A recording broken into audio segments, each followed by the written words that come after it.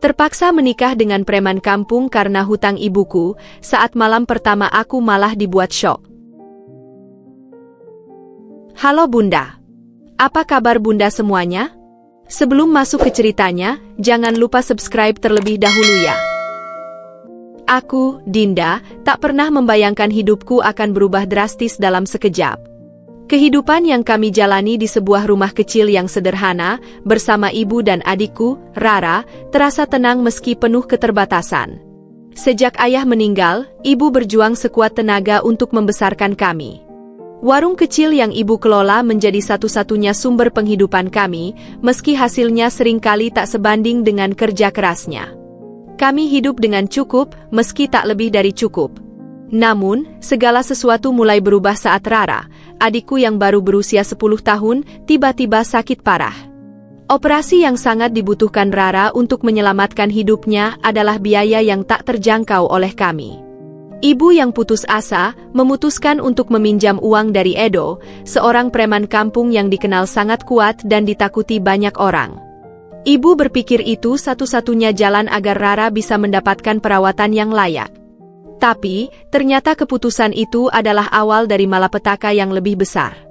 Edo, dengan segala kekuasaannya di kampung, tidak memberikan pinjaman dengan tanpa syarat. Dalam sekejap, utang itu berkembang pesat. Bukan hanya uang, tetapi segala macam ancaman yang datang bersamanya. Ibu yang semakin terdesak, merasa seperti dinding-dinding dunia ini semakin menekan, tak ada lagi ruang untuk melarikan diri. Hingga suatu hari, Edo datang dengan ultimatum yang mengerikan. Mataku yang masih muda saat itu tidak bisa sepenuhnya memahami betapa besarnya bahaya yang kami hadapi. Bayar dalam seminggu, atau kau akan menyesal, kata Edo dengan nada suara yang dingin, yang membuatku merinding sampai ke tulang. Tidak ada lagi pilihan selain pasrah. Ibu menangis terseduh, mencoba menjelaskan situasi kami yang tidak bisa membayar utang itu, tetapi Edo tetap pada keputusannya. Dan saat itu juga, aku mulai merasakan sebuah beban yang begitu besar, lebih berat dari apapun yang pernah aku bayangkan. Aku akan menghapus utangmu jika Dinda mau jadi istriku. Tawaran Edo yang kejam itu membuat dunia serasa berhenti berputar. Ibu memohon dan menangis, namun Edo tetap teguh, seolah tidak ada ruang bagi emosi manusia dalam urusannya. Akhirnya, demi keluarga, aku terpaksa menerima tawaran itu.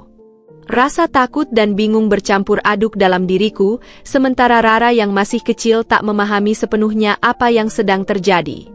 Aku merasa hancur. Hidup yang selama ini aku jalani, yang meskipun penuh kesederhanaan, setidaknya terasa aman, kini telah berubah menjadi sebuah mimpi buruk yang tak bisa aku hindari. Aku tak tahu bagaimana harus menjalani hidup ini. Edo, seorang preman dengan kekuatan yang menakutkan, kini menjadi takdirku. Terlebih, aku tak tahu apa yang akan terjadi setelah aku menjadi istri pria itu. Hatiku hancur, tetapi demi ibu dan Rara, aku mencoba untuk tetap tegar. Pernikahan itu datang begitu cepat, seperti badai yang tak memberi ruang bagi siapapun untuk bersiap. Tidak ada kebahagiaan yang menyelimuti hatiku, hanya rasa cemas yang tak pernah hilang. Semua terjadi dalam hitungan hari. Ibu, yang awalnya begitu menentang keputusan ini, akhirnya menyerah pada kenyataan bahwa tak ada pilihan lain selain menerima tawaran Edo. Aku bisa melihat raut wajah ibu yang penuh dengan kekhawatiran, tetapi juga keputusasaan yang tak bisa lagi disembunyikan. Rara, adikku, bahkan tidak tahu apa yang sedang terjadi. Dia hanya tahu bahwa kakaknya, Dinda, akan menikah, tetapi alasan di balik pernikahan itu sangatlah jauh dari apa yang bisa dia pahami. Aku merasa terperangkap di dalam dunia yang tidak aku pilih, dunia yang tidak aku kenal. Segala sesuatu tentang pernikahan ini terasa seperti kebohongan besar yang harus aku jalani. Hari pernikahan itu tiba, dan meskipun aku merasa ada yang salah, aku tidak bisa menghentikan semuanya. Aku mengenakan gaun putih yang tidak benar-benar terasa seperti milikku. Gaun itu seakan hanya sebuah pakaian yang dipaksakan, tak ada sedikit pun kehangatan atau makna di baliknya. Aku berdiri di altar, di hadapan Edo yang mengenakan jas hitam dengan tampilan yang dingin. Dia tidak tersenyum, tidak berkata apa-apa. Tatapannya tetap tajam dan serius, seolah pernikahan ini hanya sekadar urusan bisnis, bukan sebuah ikatan suci yang seharusnya penuh dengan kasih sayang. Selama upacara, aku merasa seperti boneka yang digerakkan oleh tali yang tak terlihat. Aku hanya mengikuti arahan, melangkah sesuai perintah, tanpa bisa memikirkan apapun selain bagaimana cara mengakhiri seluruh situasi ini. Aku memandangi ibu yang duduk di kursi barisan depan, wajahnya dipenuhi dengan air mata yang tidak bisa dia sembunyikan. Dia tersenyum, tapi senyuman itu begitu dipaksakan, seperti sebuah harapan kosong yang terpendam dalam hatinya. Ibu tahu ini adalah satu-satunya cara untuk menyelamatkan kami, tapi aku bisa merasakan beban yang sangat berat di pundaknya. Aku merasa sangat bersalah, karena aku tahu, meskipun pernikahan ini bukan kehendakku, ibu pasti menganggapnya sebagai pengorbanan besar. Ketika ijab kabul selesai, aku merasa seolah ada sesuatu yang hilang dalam diriku. Aku merasa kosong, seolah seluruh dunia berhenti berputar, meninggalkanku sendirian di tengah-tengah keramaian yang seharusnya penuh dengan kebahagiaan. Aku menatap Edo, yang hanya tersenyum tipis dengan senyum yang penuh dengan misteri. Dia tidak tampak bahagia, hanya tampak seperti seseorang yang sedang menyelesaikan tugas yang sudah direncanakan. Tidak ada keraguan di matanya, tidak ada kegembiraan, hanya kepastian yang aneh. Setelah upacara selesai, Edo mengajakku ke sebuah tempat yang tidak kuinginkan. Aku berusaha untuk menghindari kenyataan ini, berusaha untuk tidak memikirkan malam pertama yang sudah pasti akan datang. Aku tidak tahu bagaimana cara menghadapi apa yang akan terjadi, dan setiap kali aku mencoba untuk berbicara dengan Edo, dia hanya menjawab dengan kata-kata singkat yang tidak memberikan banyak informasi. Aku mulai merasa semakin kecil di hadapannya, semakin tak berdaya. Malam pertama datang begitu cepat, dan aku merasa seolah dunia ini tidak adil. Aku harus tidur di tempat yang sama dengan pria yang aku benci, tetapi juga aku harus menghormatinya sebagai suamiku, meskipun aku tidak pernah memilihnya. Malam itu, aku masuk ke kamar tidur yang sudah dipersiapkan oleh Edo. Kamarnya besar dan mewah, dengan tempat tidur besar yang tampak begitu nyaman. Namun, kenyamanan itu tidak bisa menutupi rasa cemas yang terus menggerogoti diriku. Aku duduk di tepi ranjang, mencoba untuk menenangkan diri, tetapi rasanya semakin sulit untuk bernafas. Aku mendengar langkah kaki Edo yang mendekat, dan meskipun aku tahu dia akan segera masuk ke kamar, rasanya waktu berjalan begitu lambat. Ketika akhirnya dia masuk, dia hanya berdiri di sana sejenak, memandangku dengan tatapan yang sulit kubaca. Tak ada kehangatan, tak ada perhatian, hanya kesunyian yang semakin menguat. Edo kemudian duduk di kursi dekat jendela, tidak mendekatiku. Aku merasa semakin terasing. Tak ada kata-kata yang keluar dari mulutnya, dan aku hanya bisa diam, menunggu apa yang akan terjadi. Aku mencoba untuk memahami kenapa dia begitu jauh, kenapa dia tampak seolah tidak peduli. Ada rasa kebingungannya yang besar dalam diriku. Apakah aku memang tidak berarti baginya sama sekali? Ataukah semua ini hanya permainan bagi Edo, sebuah bentuk kontrol atas hidupku yang sudah tak bisa kugenggam lagi? Lalu, dia memecah keheningan dengan suara yang rendah. Aku tidak ingin pernikahan ini jadi beban bagimu, Dinda, katanya. Aku memandangnya dengan tatapan kosong, tidak tahu harus berkata apa. Aku tidak ingin kamu merasa terpaksa, lanjutnya. Kata-kata itu terdengar seperti sebuah kelegaan, namun tetap ada jarak yang besar di antara kami. Aku tahu ini semua salah, tapi ini satu-satunya cara agar ibumu bisa bebas, tambahnya dengan suara yang lebih serius. Aku hanya bisa mengangguk, tak tahu apa yang harus kuperbuat. Malam itu berlalu dengan hening yang menyesakkan. Tak ada yang terjadi antara kami. Edo tidak mendekat, tidak menyentuhku. Aku merasa bingung, kecewa, dan entah apa lagi. Semua yang ku tahu adalah bahwa aku terperangkap dalam dunia yang bukan pilihanku. Aku tidak tahu bagaimana harus melangkah, dan rasanya hidup ini bukan lagi milikku. Sebuah pernikahan yang terpaksa, tanpa cinta, tanpa kebahagiaan. Hanya sebuah bentuk pengorbanan demi keluarga, sebuah kenyataan yang harus kujalani meskipun hatiku hancur. Malam pertama yang kutunggu-tunggu, atau lebih tepatnya, kutakuti, akhirnya tiba. Setelah hari-hari penuh kecemasan dan ketidakpastian, malam itu aku merasa seluruh dunia seakan berhenti bergerak. Tidak ada ketegangan atau gairah seperti yang mungkin aku bayangkan dalam pernikahan pada umumnya. Semuanya terasa seperti sebuah rutinitas yang harus dijalani. Aku duduk di sisi tempat tidur yang besar itu, merasa terperangkap dalam situasi yang tidak bisa kubayangkan sebelumnya. Meskipun kami telah resmi menikah, rasanya aku masih jauh dari Edo, lebih jauh dari siapapun di dunia ini. Hatiku begitu penuh dengan ketakutan dan kebingungannya, sementara pikiranku berlarian mencari jawaban atas apa yang akan terjadi selanjutnya. Edo masuk ke kamar dengan langkah yang tenang, seperti biasa. Dia tidak berkata apa-apa, hanya memandangku dengan tatapan yang penuh dengan ketegasan. Aku bisa merasakan ketegangan di antara kami berdua, sebuah keheningan yang memaksa untuk dihadapi. Aku mengamati gerak-geriknya, dan aku mulai merasa semakin asing dalam dunia ini. Edo terlihat jauh lebih tenang dari aku, seperti dia sudah siap dengan apapun yang akan terjadi malam itu. Namun, keheningan yang mencekam itu terus mengisi ruangan. Aku mencoba menenangkan diri, tetapi semua pikiranku hanya terfokus pada satu hal. Apa yang akan terjadi pada malam ini? Apakah Edo akan mendekatiku seperti yang aku bayangkan? Atau akankah dia menindaklanjuti pernikahan ini dengan kekerasan dan paksaan yang lebih dalam? Namun, ketika Edo duduk di ujung tempat tidur dan tidak bergerak lagi, sebuah perasaan aneh melanda diriku. Aku merasakan ada sesuatu yang sangat berbeda dari apa yang aku bayangkan. Biasanya, malam pertama pernikahan dipenuhi dengan keintiman, dengan sentuhan kasih sayang, tetapi tidak malam ini.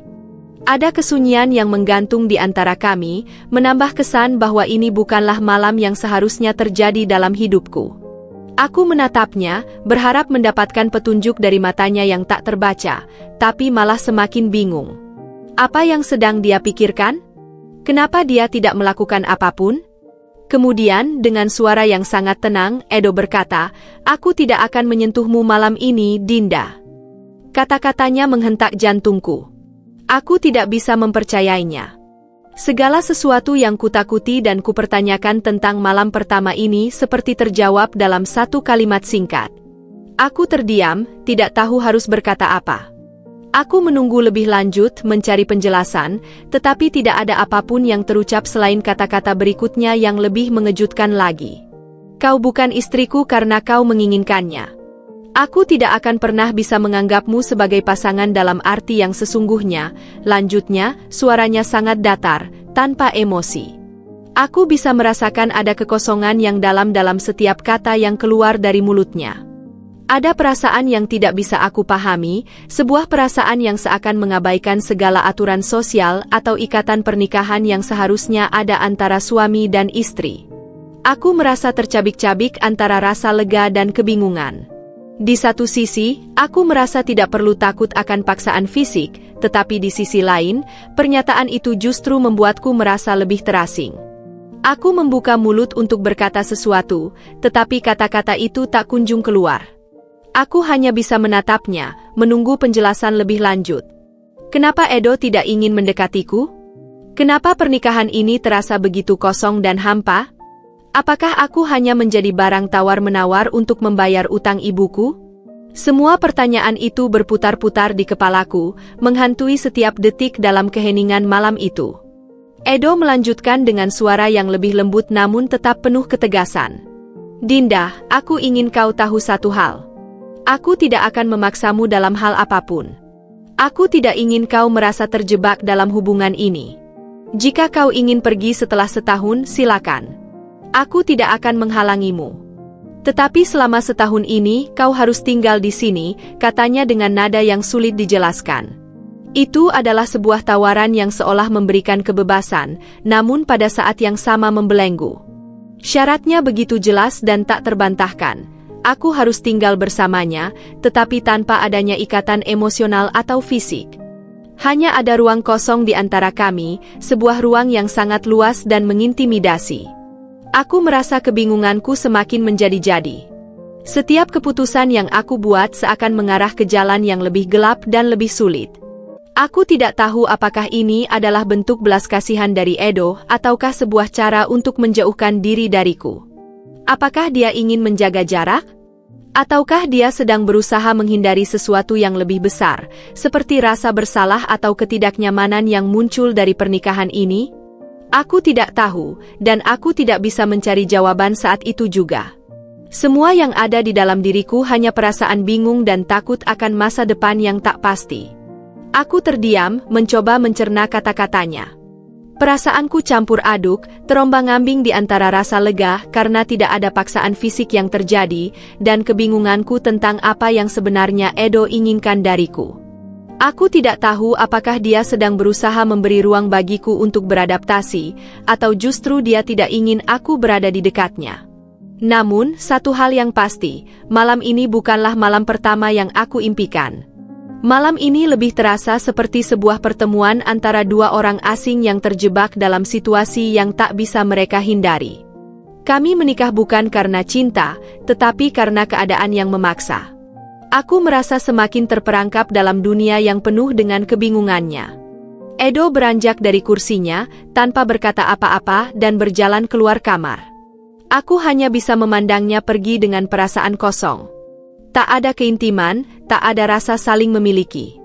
Malam itu berakhir dalam keheningan yang mencekam, dan aku terbaring di tempat tidur, sendirian dengan pikiranku yang kacau.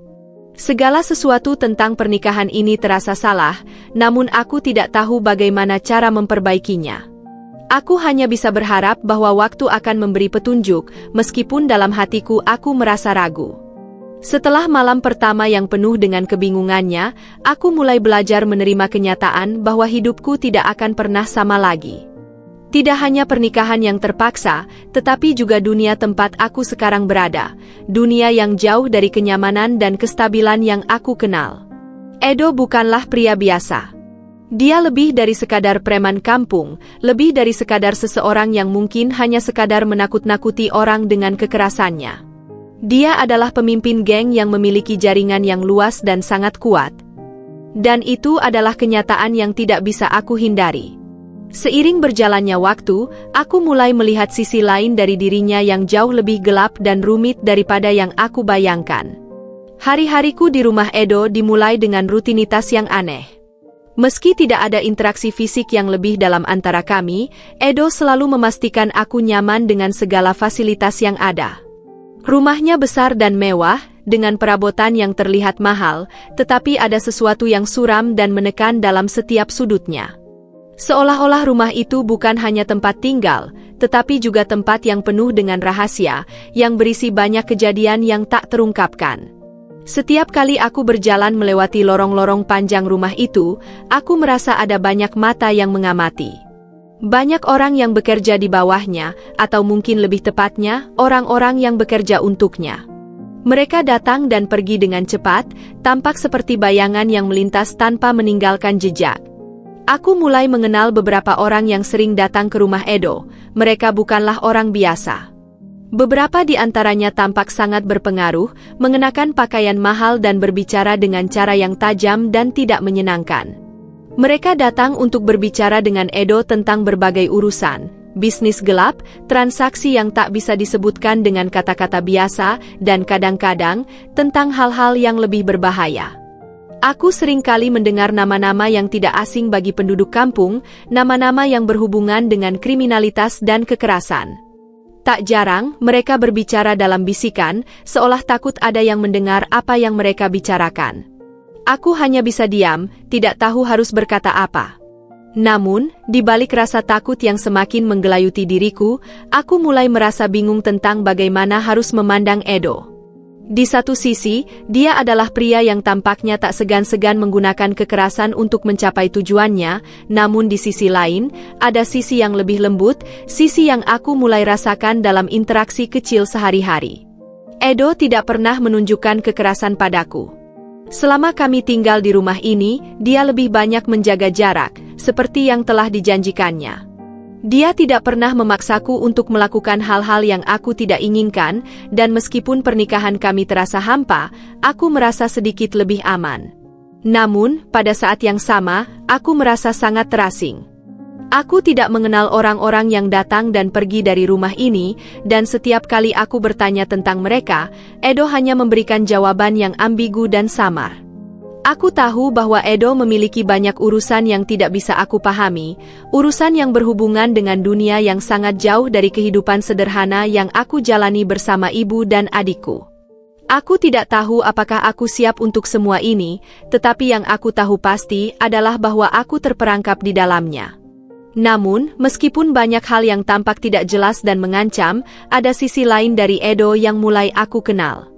Di balik topeng kerasnya sebagai pemimpin geng, ada sisi yang lebih manusiawi, lebih peduli, yang terkadang muncul dalam cara dia berinteraksi dengan orang-orang yang lebih lemah darinya. Aku melihat bagaimana dia membantu anak-anak jalanan yang terjebak dalam kehidupan yang keras, memberi mereka uang, tempat tinggal, dan terkadang bahkan kasih sayang yang mereka butuhkan. Di balik tindakannya yang keras, ada niat untuk melindungi mereka yang tak berdaya, dan meskipun cara yang digunakannya seringkali brutal, ada semacam ketulusan yang terkadang terlihat dalam tindakannya. Aku merasa bingung. Di satu sisi, dia adalah pria yang sangat keras, yang bisa membuat siapa saja takut hanya dengan tatapannya, tetapi di sisi lain, ada kelembutan dalam cara dia memperlakukan mereka yang lebih lemah darinya.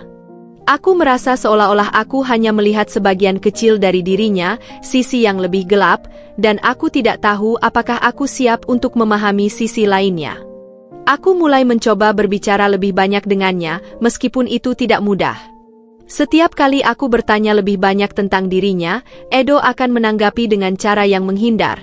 Tetapi kadang-kadang, di luar dugaan, dia akan membuka sedikit celah dalam sikapnya yang keras dan menceritakan lebih banyak hal. Aku belajar bahwa Edo memiliki masa lalu yang sangat kelam, sesuatu yang bahkan aku tidak tahu seberapa dalam dan rumitnya. Dia pernah kehilangan adik perempuannya karena narkoba, sebuah tragedi yang membuatnya membenci segala bentuk ketergantungan dan peredaran narkoba di kampung kami. Aku mendengar cerita itu pertama kali dari salah satu orang yang bekerja untuknya, seorang pria bernama Budi, yang cukup dekat dengan Edo. Budi berkata, Edo tidak pernah bisa melupakan adiknya. Itu yang membuat dia begitu kejam terhadap pengedar narkoba. Bagi dia, mereka bukan hanya musuh, tapi juga penyebab kehancuran hidupnya. Aku tidak tahu harus merespons cerita itu seperti apa. Di satu sisi, aku bisa merasakan rasa sakit yang ada di dalam diri Edo, tetapi di sisi lain, aku merasa semakin terperangkap dalam dunia yang begitu berbeda dari dunia yang aku kenal. Aku melihat Edo dengan cara yang berbeda setelah mendengar cerita itu. Mungkin, meskipun dia tampak seperti monster bagi banyak orang, dia juga memiliki alasan untuk bertindak dengan cara yang begitu keras dan tanpa ampun. Namun, apakah itu membenarkan segala tindakannya? Aku tidak tahu. Yang aku tahu adalah aku semakin jauh dari dunia yang ingin kutinggali, dan aku terperangkap dalam dunia yang tak bisa kuhindari. Aku masih bertahan di sini, di rumah Edo, mencoba menyesuaikan diri dengan segala kekacauan yang ada di sekelilingku. Hidup bersama Edo bukanlah kehidupan yang mudah. Setiap hari, aku terpapar pada kenyataan yang lebih keras dari yang bisa kubayangkan. Aku harus berhati-hati dengan setiap kata yang kuucapkan, setiap langkah yang kuambil, karena aku tahu bahwa Edo memiliki mata-mata di mana-mana. Dunia ini bukanlah dunia yang penuh dengan keamanan dan ketenangan. Ini adalah dunia yang penuh dengan bahaya dan ketidakpastian. Namun, di balik segala kegelapan itu, aku mulai melihat sedikit cahaya yang memancarkan sedikit harapan di tengah kebingunganku. Aku masih tidak tahu apa yang akan terjadi selanjutnya, tetapi satu hal yang pasti, hidupku tidak akan pernah sama setelah aku hidup di dunia Edo. Hari-hari berlalu, dan aku semakin terbiasa dengan rutinitas yang tak biasa di rumah Edo. Meski hidupku bersama Edo penuh dengan ketegangan dan ketidakpastian, aku mulai menemukan potongan-potongan teka-teki yang mengungkapkan lebih banyak tentang dirinya. Suatu sore, saat aku sedang membereskan beberapa barang di ruang kerja Edo, mataku tertarik pada sebuah foto yang tergeletak di atas meja kerjanya. Foto itu terlihat sudah cukup tua, dengan warna yang mulai pudar dan tepi-tepinya yang sedikit sobek. Aku mendekat untuk melihat lebih jelas, dan seketika hatiku terhenti. Di dalam foto itu, Edo tampak lebih muda, berpose dengan seorang wanita yang tampaknya sangat akrab dengannya. Wanita itu adalah sosok yang sangat berbeda dari dirinya yang sekarang. Dia tersenyum lebar, dan ada kebahagiaan yang terpancar dari wajahnya. Namun, ada sesuatu yang terasa aneh. Wanita itu tampak begitu rapuh, dengan mata yang terlihat penuh dengan ketakutan. Aku merasa ada sesuatu yang mendalam, sebuah kisah yang tersembunyi di balik senyumannya. Aku memandang foto itu lama, bertanya-tanya siapa wanita itu. Apa hubungannya dengan Edo? Mengapa dia tampak begitu penting bagi Edo, namun aku tidak pernah mendengarnya menyebutkan nama atau cerita tentangnya? Aku mengambil foto itu dengan hati-hati, berusaha untuk mencari petunjuk lebih lanjut.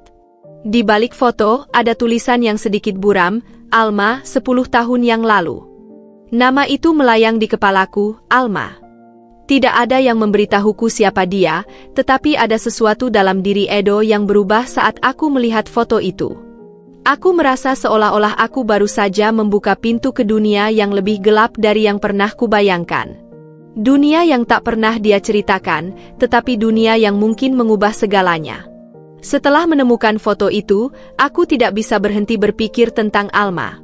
Setiap kali Edo melewatkan waktu bersama rekan-rekannya, atau saat dia berbicara dengan orang-orang yang bekerja untuknya, aku merasa ada sesuatu yang disembunyikan.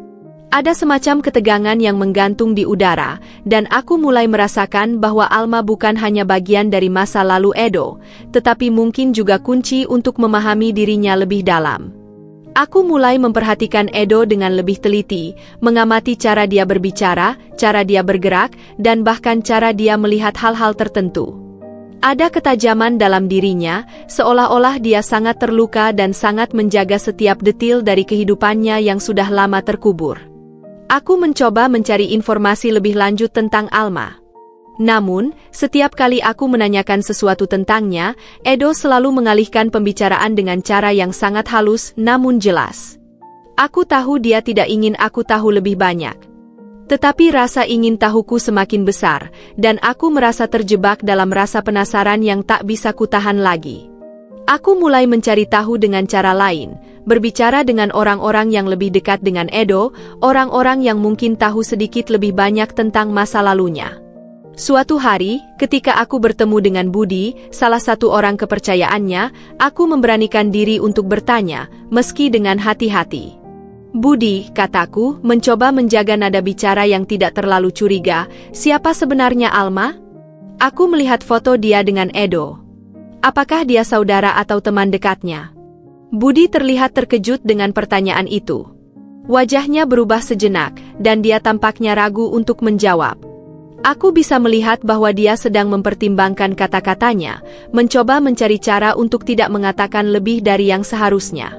Namun, setelah beberapa detik hening, Budi akhirnya berbicara pelan, seolah takut ada yang mendengar. Alma adalah adik perempuan Edo, katanya dengan suara rendah, dan dia sudah meninggal beberapa tahun yang lalu. Aku terdiam, tidak tahu harus mengatakan apa. Ternyata, Alma adalah sosok yang begitu dekat dengan Edo, lebih dekat dari yang bisa aku bayangkan. Dia adalah bagian dari hidupnya yang tak terpisahkan, dan kehilangan Alma tampaknya sangat memengaruhi segala aspek kehidupan Edo. Aku ingin tahu lebih banyak, tetapi aku tidak ingin memaksakan pertanyaan lebih lanjut. Aku hanya bisa menerima apa yang sudah Budi katakan dan mencerna informasi itu dalam diam. Beberapa hari setelah percakapan itu, aku mulai melihat Edo dengan cara yang berbeda. Ketika aku kembali ke kamar tidur malam itu, aku mendapati Edo sedang duduk di tepi tempat tidur, tampak sangat lelah dan cemas. Mungkin dia merasa tertekan, atau mungkin dia merasa ada sesuatu yang tak bisa dia ungkapkan. Aku tidak tahu apa yang membuatnya seperti itu, tetapi aku bisa merasakan kesedihan yang dalam-dalam dirinya. Aku merasa ada sesuatu yang sangat berat yang dia bawa, dan aku mulai menyadari bahwa meskipun dia terlihat kuat di luar, di dalam dirinya ada luka yang belum sembuh, luka yang mungkin tak akan pernah sembuh. Esok harinya, Edo mengajakku berbicara, sesuatu yang jarang kami lakukan. Dia memintaku untuk duduk bersamanya di ruang tamu. Ada keseriusan di wajahnya, dan aku bisa merasakan ketegangan yang mengalir dalam percakapan itu. Dinda, katanya, matanya memandang jauh ke depan, aku ingin kau tahu lebih banyak tentang adikku, Alma. Aku tidak pernah memberitahumu sebelumnya, karena itu adalah bagian dari hidupku yang paling sulit untuk diingat. Aku hanya mendengarkan dengan diam, mencoba memahami apa yang ingin dia katakan. Edo melanjutkan, Alma adalah satu-satunya orang yang benar-benar aku cintai setelah kehilangan orang tua kami. Dia adalah adikku, dan aku bertanggung jawab atasnya. Namun, hidupnya hancur karena narkoba. Dia terjerumus ke dalamnya, dan aku tidak bisa menyelamatkannya. Aku merasa sangat bersalah karena tidak bisa melindunginya. Itu sebabnya aku membenci pengedar narkoba dan orang-orang yang merusak hidup anak-anak di kampung ini. Mereka merenggutnya dari hidupku. Aku bisa merasakan ada kehangatan yang berbeda dalam suara Edo saat dia berbicara tentang Alma. Ada kesedihan yang begitu dalam, dan aku bisa melihat bahwa rasa bersalah itu masih menghantuinya. Aku tidak tahu bagaimana cara menghiburnya, tapi aku bisa merasakan bahwa kehilangan Alma adalah luka yang tak pernah sembuh. Setelah percakapan itu, aku mulai memahami sedikit lebih banyak tentang alasan dibalik tindakan Edo yang keras. Mungkin dia tidak hanya menjadi pemimpin geng dan preman kampung karena kekuasaan atau uang, tetapi juga karena rasa sakit dan kehilangan yang sangat mendalam.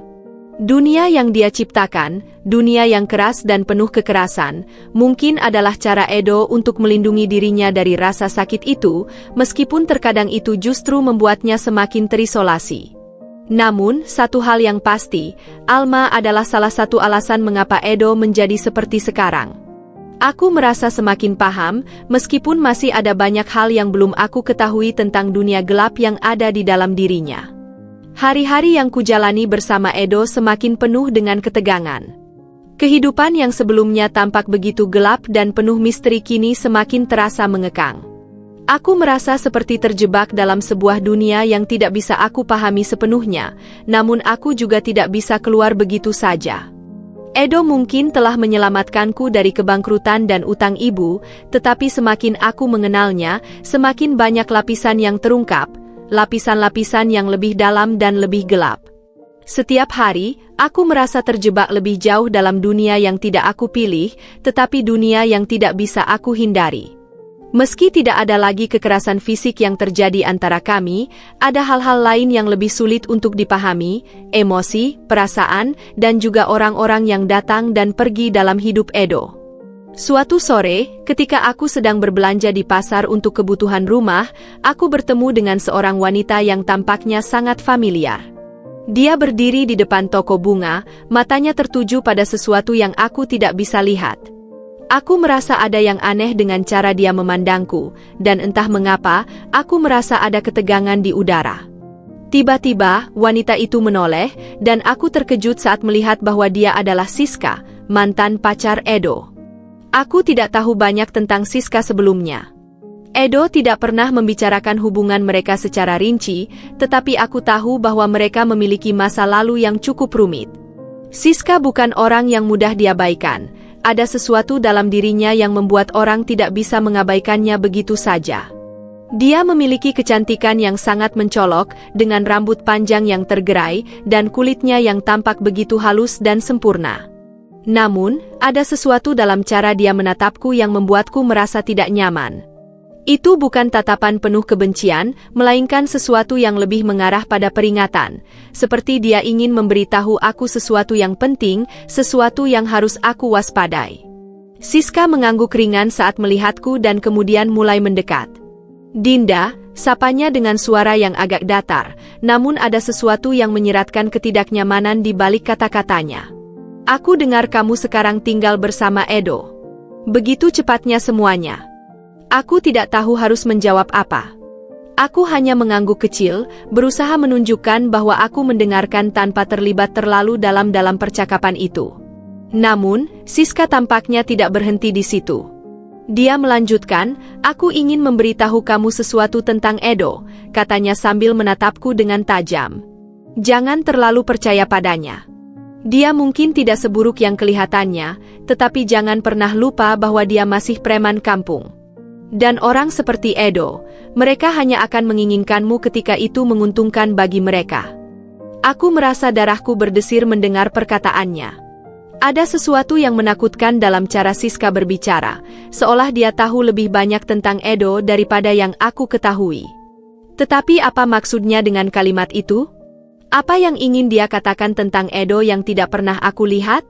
Mungkin itu hanya rasa iri atau kecemburuan dari seorang wanita yang merasa ditinggalkan, tetapi ada juga kemungkinan bahwa Siska benar-benar memperingatkanku tentang sesuatu yang lebih besar. Apa maksudmu dengan itu? Tanyaku dengan suara yang sedikit tegang. Edo berbeda dari apa yang kamu katakan. Siska tersenyum sinis lalu menjawab, kamu akan tahu sendiri. Aku hanya ingin kamu waspada, Dinda. Jangan terlalu terjebak dalam permainan yang dia mainkan. Dia akan mencampakkanmu begitu saja ketika sudah tidak ada lagi yang bisa diambil darimu. Aku ingin bertanya lebih banyak, tetapi tiba-tiba saja Siska berbalik dan pergi begitu saja, meninggalkan aku dalam kebingungannya. Kata-katanya berputar-putar di pikiranku, membuatku semakin ragu tentang keputusan yang telah kuambil. Apakah benar bahwa aku hanya menjadi alat bagi Edo untuk melunasi utang ibu? Apakah pernikahanku dengan Edo hanya sebuah transaksi dan bukan cinta yang sejati? Pertanyaan-pertanyaan ini muncul begitu saja, dan aku merasa seolah-olah aku sedang berdiri di persimpangan yang tidak aku pahami. Hari-hari setelah pertemuan dengan Siska menjadi semakin berat. Aku mulai memperhatikan Edo dengan cara yang berbeda, memikirkan setiap tindakannya dan mencoba mencari tahu apakah dia benar-benar peduli padaku atau jika aku hanya bagian dari urusannya.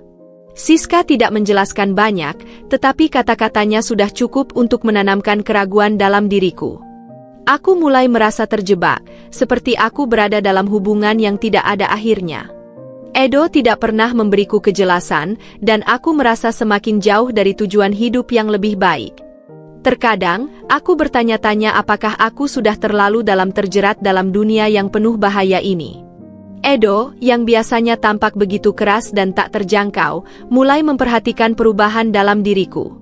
Dia mulai bertanya mengapa aku terlihat lebih banyak diam, mengapa aku lebih sering termenung. Aku tidak tahu bagaimana cara menjelaskan perasaan itu tanpa membuatnya marah atau merasa terancam. Setiap kali aku mencoba berbicara tentang ketakutanku, dia hanya akan menjawab dengan cara yang menghindar, atau mengalihkan pembicaraan dengan cepat. Itu membuatku merasa semakin terasing. Suatu malam, saat aku sedang duduk sendirian di ruang tamu, Edo datang dan duduk di sampingku. Ada keheningan yang menegangkan, dan aku bisa merasakan ada sesuatu yang ingin dia katakan, tetapi dia tidak tahu bagaimana cara memulainya. Akhirnya, dia membuka mulutnya dengan suara rendah. Dinda, katanya, aku tahu kamu bertanya-tanya tentang masa laluku, tentang apa yang Siska katakan. Aku ingin kamu tahu satu hal, Siska adalah bagian dari masa laluku yang kelam. Kami pernah bersama, tapi itu sudah berakhir lama. Aku tidak pernah ingin kau terlibat dalam segala sesuatu yang berhubungan dengan dia. Aku menatapnya, mencoba memahami apakah kata-katanya itu benar. Tetapi, ada sesuatu dalam suara Edo yang membuatku meragukan segalanya. Dia seolah-olah berusaha menjelaskan, tetapi tetap ada jarak yang terasa sangat lebar antara kami. Aku tidak pernah menginginkan kamu menjadi bagian dari dunia yang aku jalani, Dinda. Semua ini, aku lakukan untuk keluarga kita.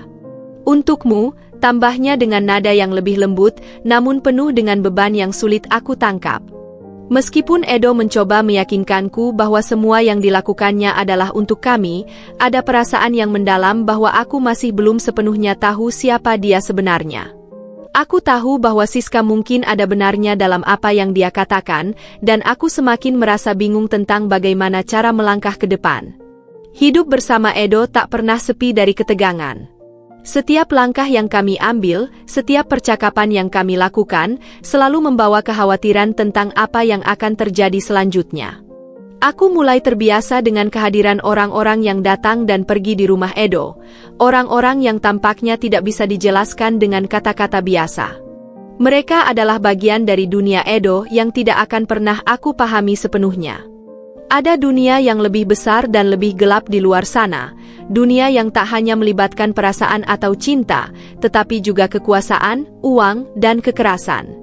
Geng-geng rival yang berkeliaran di sekitar kampung ini bukanlah sesuatu yang bisa diabaikan begitu saja. Suatu pagi, ketika aku sedang memasak di dapur, suasana tiba-tiba berubah tegang. Aku mendengar suara langkah kaki yang berat di luar, disertai dengan teriakan dan suara mobil yang berhenti dengan cepat. Tanpa bisa menahan rasa penasaran, aku pergi ke jendela dan melihat beberapa pria bertubuh besar berdiri di depan warung ibu, berbicara dengan kasar kepada beberapa orang yang ada di sana. Aku tidak tahu siapa mereka, tetapi ada sesuatu dalam cara mereka bertindak yang membuatku merasa ketakutan. Aku bisa melihat Edo yang sedang berbicara dengan salah seorang dari mereka, wajahnya yang biasanya penuh ketegangan kini berubah menjadi sangat serius. Ada sesuatu yang tidak beres, sesuatu yang lebih besar dari sekadar masalah pribadi. Aku mengingatkan diriku sendiri untuk tetap tenang dan tidak ikut campur. Namun, rasa khawatir mulai merasuki pikiranku. Aku tahu bahwa Edo tidak bisa menghindari kenyataan bahwa kehidupannya akan selalu terhubung dengan dunia geng dan dunia gelap yang lebih besar.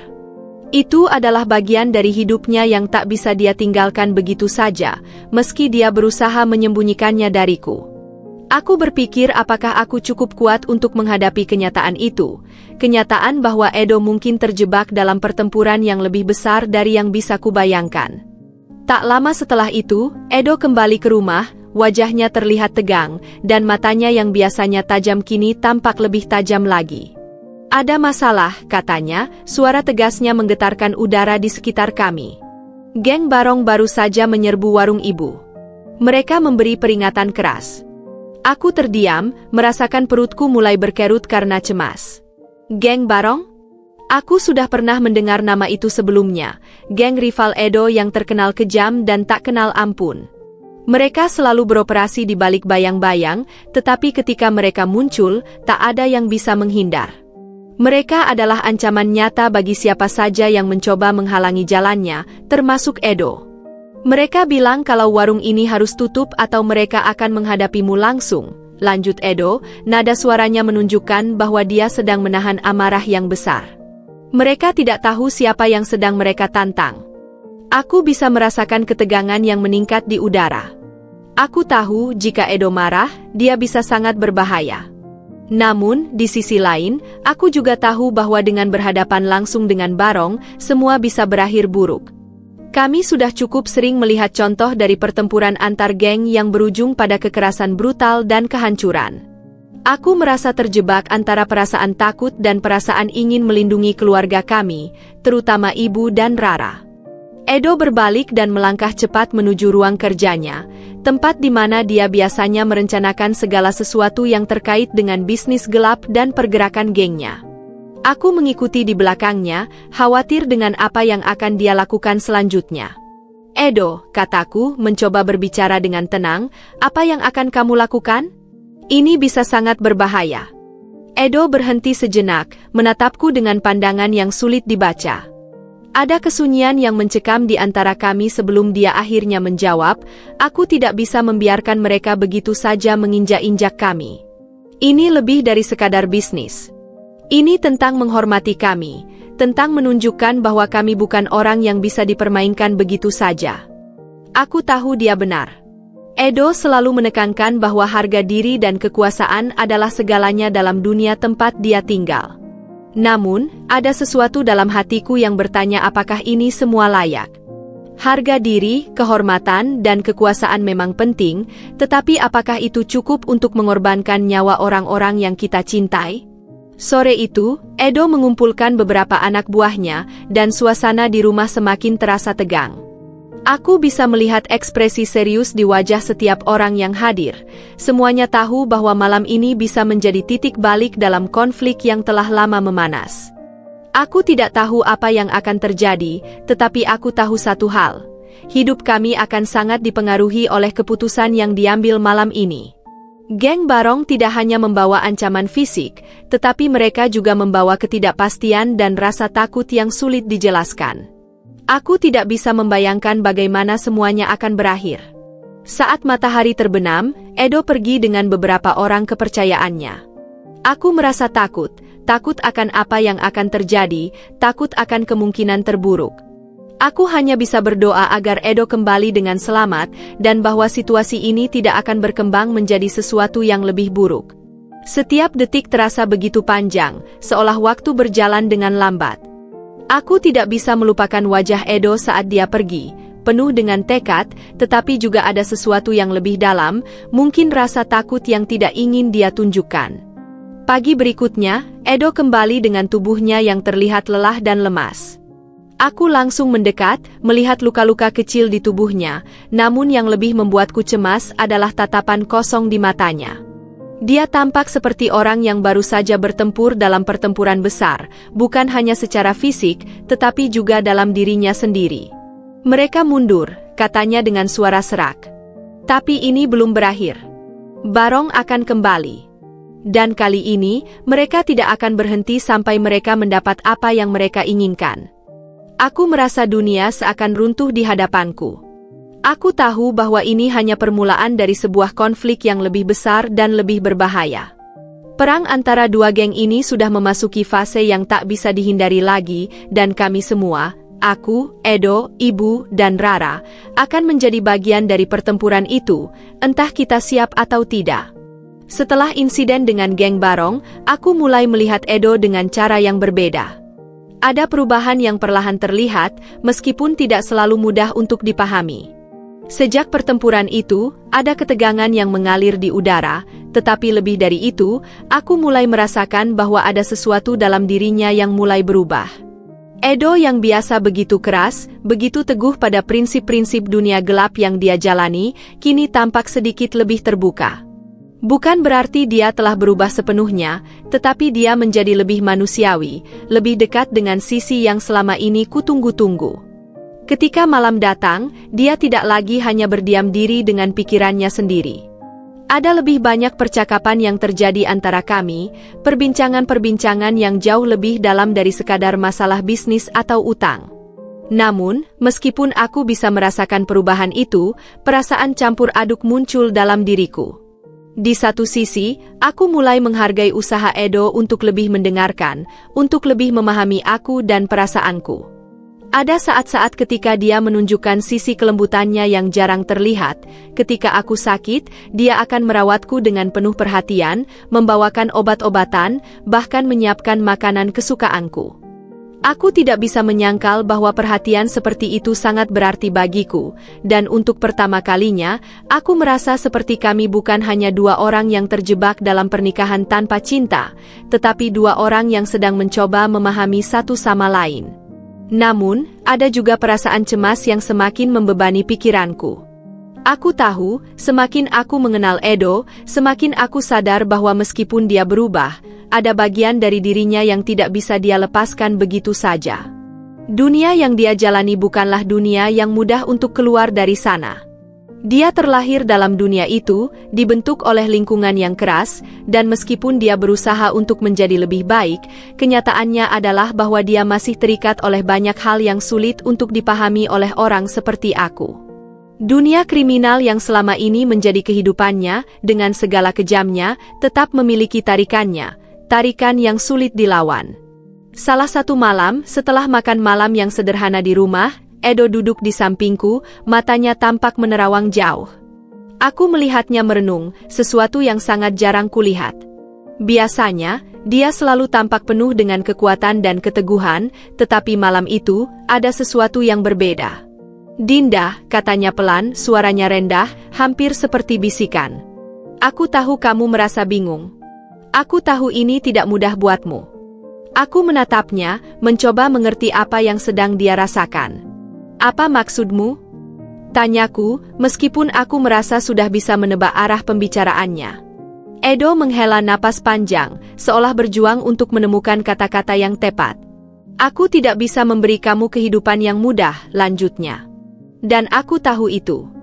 Aku bukan pria yang bisa memberikan apa yang kamu harapkan dari seorang suami. Aku bukan orang baik, Dinda." Aku merasa ada sesuatu yang menusuk hatiku mendengar kata-kata itu. Tidak karena aku meragukan perasaannya, tetapi karena aku tahu betul bahwa apa yang dia katakan itu benar. Edo bukanlah pria yang dibesarkan untuk mencintai dengan cara yang lembut, dengan cara yang aku harapkan. Dia dilatih untuk bertahan hidup dengan cara yang keras, tanpa banyak kompromi, tanpa banyak kasih sayang. Dia berjuang untuk tetap hidup setiap hari dalam dunia yang penuh bahaya. Dan meskipun ada saat-saat ketika dia memperlihatkan sisi yang lembut, aku tahu bahwa itu adalah bagian dari dirinya yang selalu terancam oleh dunia yang masih terus mengejarnya. Tapi aku berusaha, lanjut Edo dengan suara yang lebih keras, seolah mencoba meyakinkan dirinya sendiri. Aku berusaha untuk menjadi lebih baik. Untuk kamu. Untuk Rara. Untuk ibu. Ada keheningan yang panjang di antara kami, dan aku merasa berat untuk mengatakan sesuatu. Kata-katanya menggema dalam hatiku, dan aku tahu dia tidak sedang berbicara hanya tentang aku atau keluargaku, tetapi juga tentang dirinya sendiri. Edo sedang berjuang melawan dirinya sendiri, berjuang melawan kenyataan bahwa dia tidak bisa begitu saja menghilangkan masa lalunya. Dia ingin menjadi lebih baik, tetapi apakah itu mungkin? Apakah seseorang yang sudah terjerat dalam dunia gelap seperti Edo bisa berubah hanya karena cinta? Sementara itu, di luar sana, perasaan tidak aman mulai menggerogoti kami lagi. Kehidupan Edo yang penuh dengan geng dan konflik tak bisa begitu saja diabaikan. Geng Barong, meskipun mundur sementara, tidak pernah benar-benar pergi. Kami semua tahu bahwa ini adalah waktu yang penuh ketidakpastian. Edo selalu berusaha menenangkan aku dan memberi jaminan bahwa semuanya akan baik-baik saja, tetapi aku tahu bahwa dunia yang dia jalani lebih berbahaya dari yang bisa kubayangkan. Ada saat-saat ketika ketakutan itu datang begitu saja, ketika aku merasa bahwa, pada akhirnya, hidup kami akan selalu berada di bawah ancaman. Dan meskipun Edo berusaha untuk memberi rasa aman, ada bagian dari diriku yang tahu bahwa aku tidak bisa sepenuhnya mengandalkan kata-katanya. Ketakutan ini seperti bayangan yang tak bisa hilang. Suatu pagi, aku terbangun dan mendapati Edo sudah tidak ada di rumah. Tidak ada pesan, tidak ada penjelasan. Aku merasa cemas, dan perasaan itu semakin kuat saat aku mendengar kabar dari beberapa orang di sekitar kampung bahwa geng Barong telah kembali berkumpul, dan kali ini mereka datang dengan tujuan yang lebih besar. Mereka bukan hanya ingin mengancam, tetapi mereka ingin menguasai segala sesuatu yang ada di sekitar mereka. Aku tahu bahwa Edo tidak akan tinggal diam. Dia akan melawan. Tetapi, yang lebih menakutkan, aku mulai merasakan bahwa dalam pertempuran ini, Edo tidak hanya bertarung untuk menguasai atau mempertahankan kekuasaannya, tetapi juga untuk sesuatu yang lebih besar, sesuatu yang lebih dalam dari sekadar geng atau perang antar dunia gelap. Aku tidak tahu apa yang akan terjadi selanjutnya. Aku hanya tahu bahwa, di dalam hatiku, aku mulai merasa cemas tentang apa yang akan Edo lakukan. Perubahan yang aku lihat dalam dirinya, perubahan yang memberi harapan, terkadang terasa rapuh, seperti sesuatu yang bisa hancur begitu saja dalam sekejap mata. Apa yang akan terjadi pada kami? Apa yang akan terjadi pada Edo? Hari itu, pagi yang seharusnya tenang berubah menjadi mimpi buruk. Aku sedang duduk di ruang makan, mengaduk secangkir teh hangat, ketika ibu bergegas masuk dengan wajah pucat, matanya lebar penuh ketakutan. Aku bisa merasakan ada sesuatu yang sangat tidak beres. Dinda, Rara.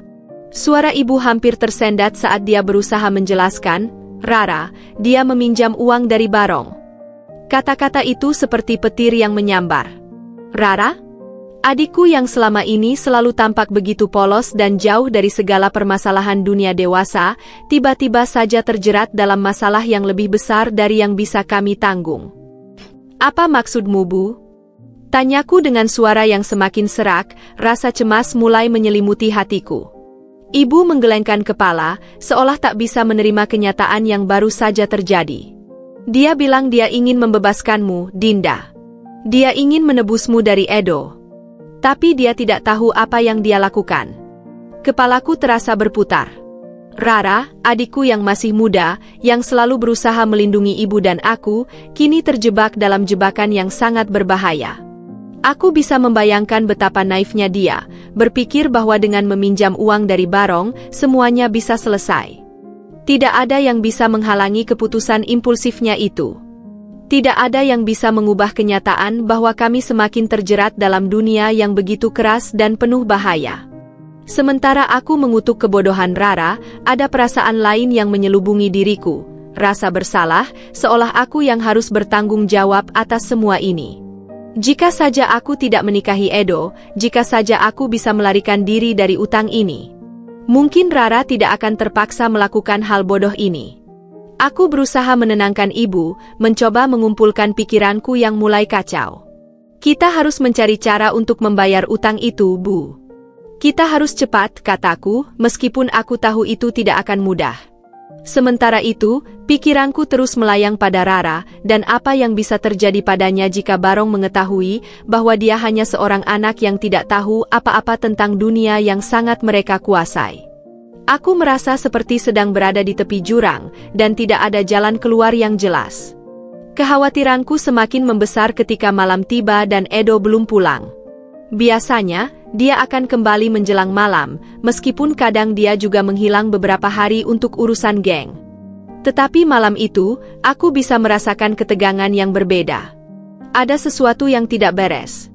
Ketika pintu depan terbuka, aku berharap itu adalah Edo yang kembali, namun yang datang malah salah satu anak buahnya yang tampak cemas.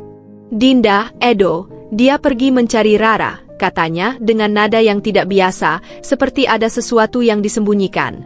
Dia tahu Rara meminjam uang dari Barong. Dan sekarang, Barong telah membawa Rara pergi. Dunia seperti berhenti sejenak. Aku bisa merasakan tubuhku lemas, terhuyung, hampir terjatuh jika aku tidak segera menyandarkan diri pada dinding. Apa maksudmu membawa Rara pergi? Di mana dia sekarang? Tanyaku dengan suara yang hampir tak terdengar. Barong menyandera Rara, Dinda, jawabnya dengan ragu. Mereka bilang mereka tidak akan melepaskannya sampai utang itu dibayar. Suasana di sekitarku seakan berubah menjadi sangat gelap, seolah-olah segala sesuatu yang telah kupercaya dan kuharapkan dalam hidup ini mulai runtuh begitu saja. Rara ada dalam bahaya dan aku tahu, jika tidak ada yang segera dilakukan, kami bisa kehilangan dia. Edo kembali dengan wajah yang lebih serius dari sebelumnya, dan aku bisa melihat kesedihan mendalam di matanya. Dinda, aku tahu ini mungkin terdengar gila, tapi kita harus menyelamatkan Rara. Barong tidak akan membebaskannya hanya dengan uang. Mereka ingin lebih dari itu. Mereka ingin membuat kita menyerah. Aku bisa merasakan kepanikan yang menguasai diriku, tetapi aku tahu bahwa panik tidak akan membantu. Aku menatap Edo dengan mata penuh pertanyaan. Lalu, apa yang harus kita lakukan? Bagaimana kita bisa membawa Rara pulang? Edo tidak menjawab seketika, hanya berdiri dalam diam, seolah berpikir keras. Akhirnya, dia berkata, aku akan pergi ke mereka. Aku akan bernegosiasi. Apa kamu yakin? Tanyaku dengan penuh keraguan. Aku tahu bahwa negosiasi dengan Barong tidak akan pernah mudah. Bahkan Edo yang paling tangguh sekalipun bisa jatuh ke dalam jebakan mereka. Tetapi Edo tampak lebih yakin dari sebelumnya, mungkin karena dia tahu betul apa yang sedang dihadapi. Bukan hanya masalah utang, tapi juga sebuah perang antara dua dunia yang tidak bisa diselesaikan dengan kata-kata.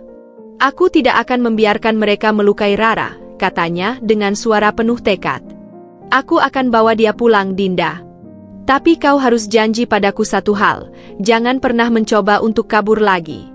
Jangan pernah coba menyelesaikan masalah ini dengan cara lain. Aku merasa cemas mendengar kata-katanya, tetapi aku tahu bahwa dalam situasi seperti ini, tidak ada pilihan lain selain mengikuti jalan yang sudah ditentukan. Aku janji, kataku dengan suara lemah, meskipun hatiku bergejolak. Edo pergi malam itu juga, dan aku tinggal dengan ketakutan yang semakin membesar. Waktu berlalu dengan lambat, dan aku tidak tahu apakah aku harus menunggu di rumah atau pergi mencari tahu apa yang terjadi. Aku duduk, menatap pintu dengan penuh kecemasan, berharap Edo bisa kembali dengan membawa Rara. Namun, saat pagi datang dan Edo tidak juga kembali, aku tahu sesuatu telah terjadi. Dunia kami telah berubah, dan mungkin kali ini, kami tidak akan pernah kembali ke keadaan semula. Pada malam berikutnya, saat aku terjaga, merasa cemas dan tidak bisa tidur, pintu rumah tiba-tiba terbuka. Aku terlonjak kaget, berharap itu adalah Edo yang kembali. Namun, yang masuk bukanlah Edo, melainkan seorang pria yang tampaknya baru saja kembali dari sebuah pertemuan yang sangat berbahaya. Wajahnya tegang dan matanya tampak penuh kecemasan. Aku mengenalnya, salah satu anak buah Edo yang setia, tetapi kali ini ada sesuatu yang berbeda dalam dirinya. Ada ketakutan yang sulit disembunyikan. Dinda, kita harus pergi. Sekarang juga, katanya, suaranya terburu-buru dan hampir seperti berbisik. Aku terkejut mendengar kata-katanya. Apa yang terjadi? Di mana Edo? Kenapa kamu terlihat seperti ini? Tanyaku dengan perasaan bingung dan cemas. Dia menatapku sejenak sebelum akhirnya berkata, Edo, dia dalam bahaya. Rara juga. Mereka menyandera dia lebih lama dari yang kita kira. Dan sekarang, Barong, mereka ingin lebih dari sekadar uang. Mereka ingin balas dendam.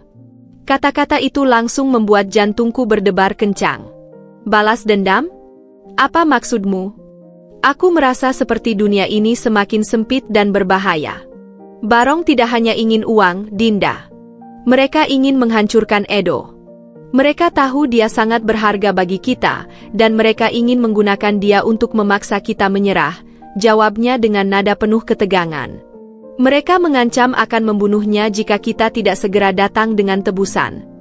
Tapi bukan hanya itu, mereka juga menginginkan sesuatu yang lebih buruk.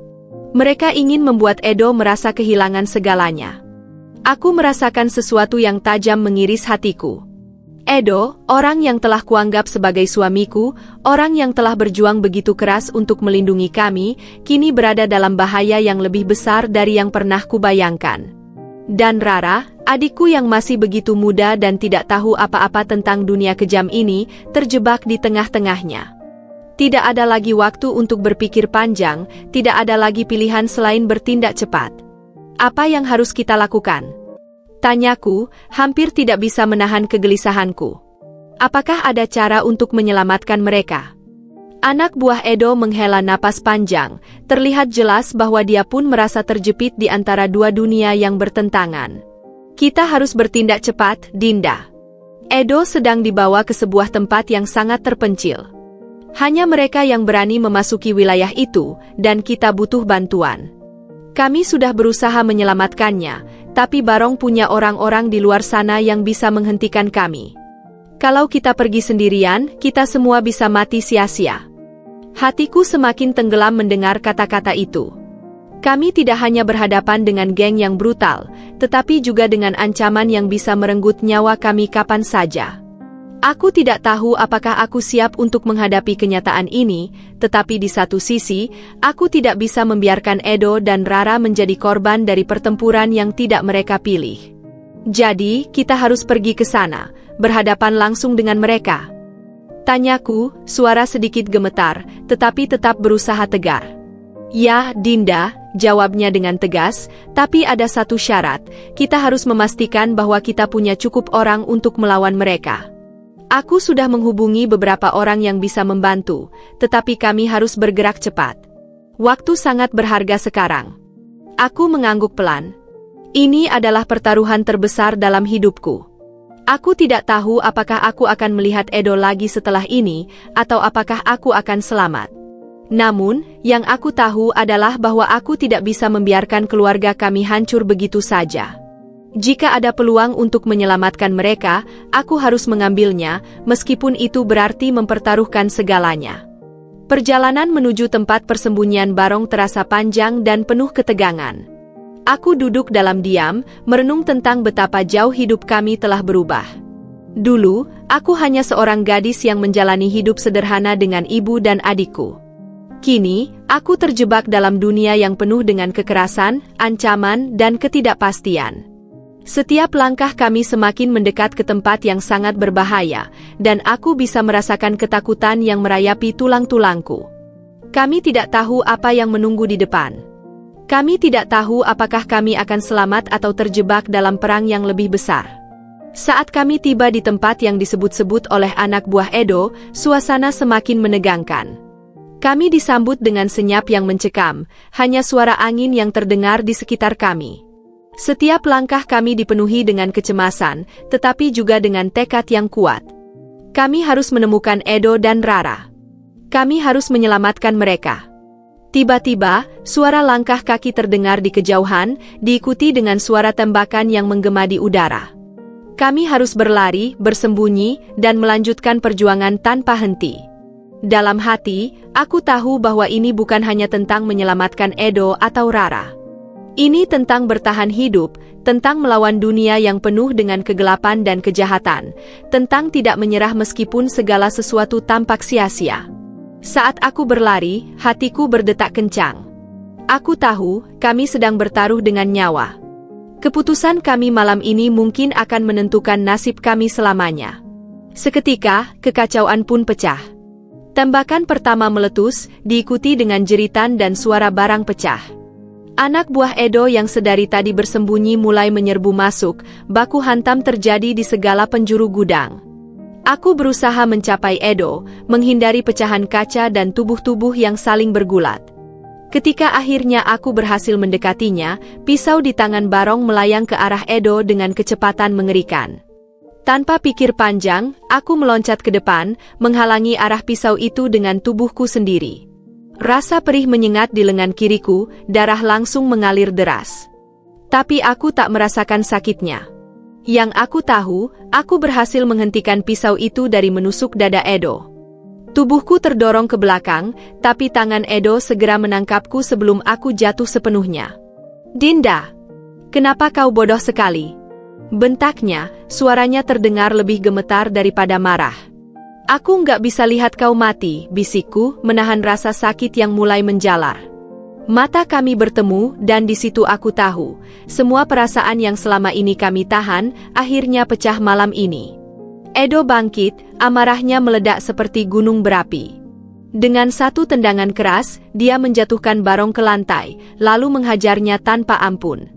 Darah berceceran, suara tulang retak menggema di ruangan itu. Tidak ada belas kasihan. Tidak ada negosiasi. Ini adalah perhitungan dendam, harga diri, dan cinta yang dipertaruhkan. Sementara aku mencoba bertahan dalam kesakitan, anak buah Edo berhasil menemukan dan membebaskan Rara dari ruangan belakang. Adikku menangis histeris saat melihat keadaanku, tapi aku tersenyum padanya, berusaha menunjukkan bahwa semua akan baik-baik saja. Pertarungan malam itu berlangsung hampir 1 jam. Beberapa dari kami terluka, beberapa bahkan tak sadarkan diri.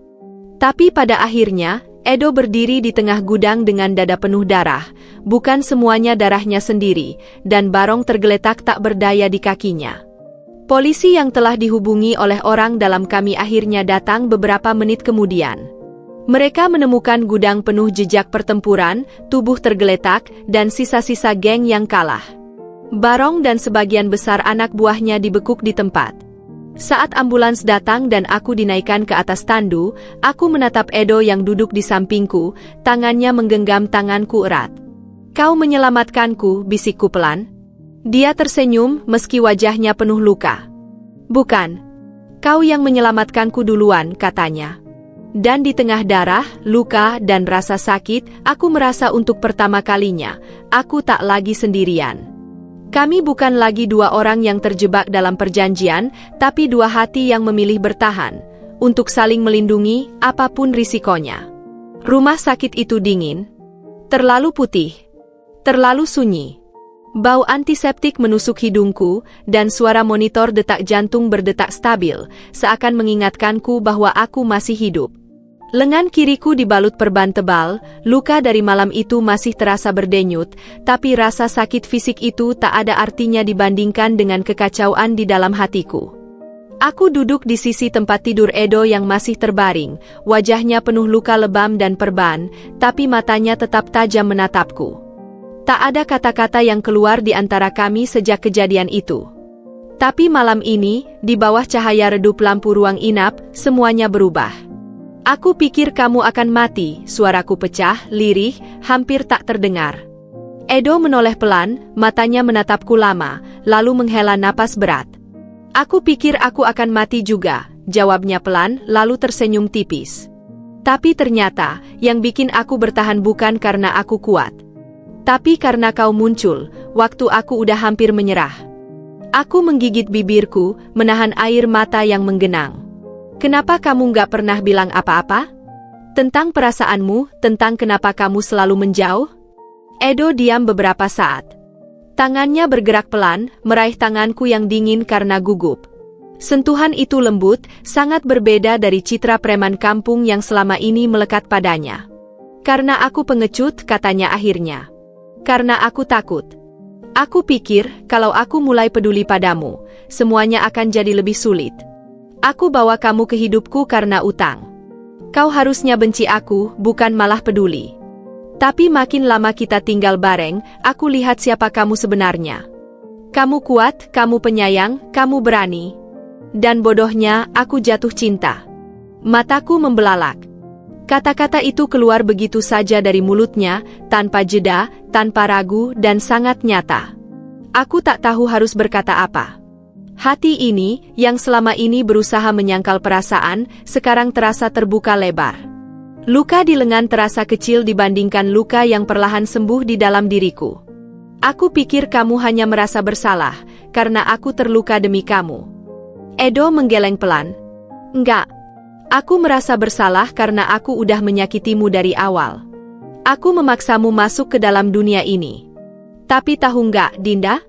Aku enggak pernah bisa benci kamu, bahkan sejak hari pertama kamu datang ke rumahku.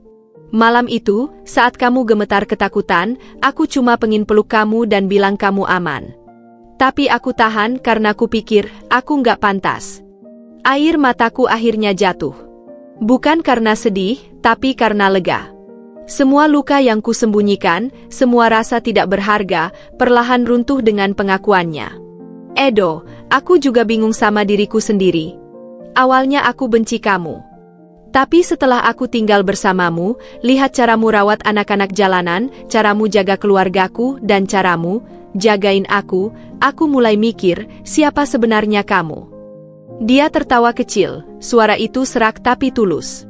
Aku juga nggak tahu aku siapa sekarang. Dulu aku cuma preman yang mikir dunia ini kotor. Tapi kamu ubah itu. Setiap kali kamu bicara, kamu lihat aku seolah aku masih punya sisi baik. Padahal aku udah lama lupa gimana rasanya dianggap manusia. Kami duduk dalam keheningan beberapa saat. Di luar, suara ambulans meraung di kejauhan, dan lampu kota menyinari jendela dengan redup kekuningan. Aku tahu, ini bukan akhir dari semuanya. Dunia kami masih berbahaya. Luka kami belum sembuh sepenuhnya. Tapi setidaknya, untuk malam ini, kami jujur satu sama lain.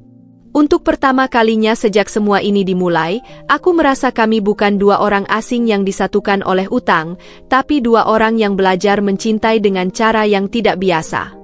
Akhirnya, aku bertanya dengan suara hampir berbisik, kalau aku mau tinggal, bukan karena utang, tapi karena aku memang pengin, kamu bakal izinkan? Edo menggenggam tanganku lebih erat. Kalau kamu tinggal, aku nggak akan izinkan. Aku akan minta kamu tetap. Karena aku nggak mau kehilangan kamu lagi. Dan malam itu, di antara luka, darah, dan trauma, cinta kami mulai tumbuh. Perlahan. Tapi nyata. Hari-hari setelah peristiwa di gudang tua terasa seperti hidup di antara dua dunia. Siang hari kuhabiskan menenangkan Rara yang masih trauma, malam hari kuhabiskan menatap langit-langit kamar Edo yang sunyi. Rumah itu, yang dulu terasa seperti penjara, kini justru terasa seperti tempat perlindungan. Tapi justru karena itulah pikiranku semakin kacau. Aku mulai mempertanyakan segalanya. Siapa aku sekarang? Apakah aku masih Dinda yang sama? Atau aku sudah menjadi bagian dari hidup Edo, dari dunia yang dulu kutolak mentah-mentah? Edo sendiri tak pernah memaksaku mengambil keputusan. Ia memberiku ruang, waktu, bahkan tak jarang menjauh agar aku bisa bernapas.